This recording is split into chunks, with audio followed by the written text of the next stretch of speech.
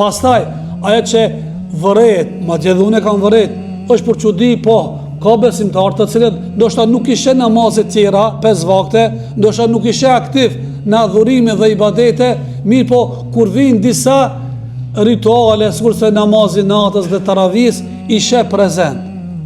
Ka njerë edhe unë i rritona dikush kur i qorton, çka kërkojnë këto kur nuk falin 5 kohë të namazit, të vinë me fal vullnetar. Po edhe unë jam me atë parimin se ne duhet t'i ndërtojmë edhe formojnë kuadër, xhamat dhe besimtar, fillimisht një kry farzët, obligimet, pastaj vullnetet dhe nafilet. Po asgjë s'ka të keqe nëse ky fare edhe nëse nuk fal farze. Se ky është përcaktuar mos me fal. Po tash, nëse vjen me fal në nafile, mirëve se na vjen, se tek e fundit nuk është duke të shtëpia ime, të shtëpia Allahut. Pasi nuk jeti që e vlerëson, Allah i vlerëson. Po nuk jeti që e pagun, Allah i be i pagun.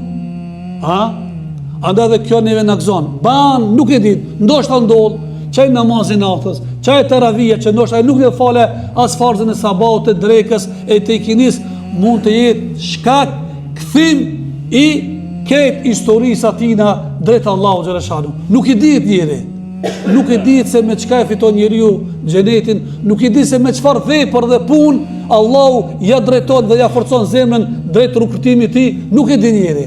Andaj nuk duhet erë pasaj me thonë, a qka i duhet në file këtyve, kur këto fare nuk falin farz. Edhe njerë po e potencoj, po e ritheksoj, po ne insistojmi edhe gjithmonë jemi në atë vijën e parë, xhamatë të nderuar, fillimisht edukoni farzët, obligativet, pastaj vullnetarët dhe nafilet. Mirë, po ja që ndodh, nëse nuk i fal, a ka diçka të keqe vetëm nafilet? Fare nuk ka. Le tjetër, pak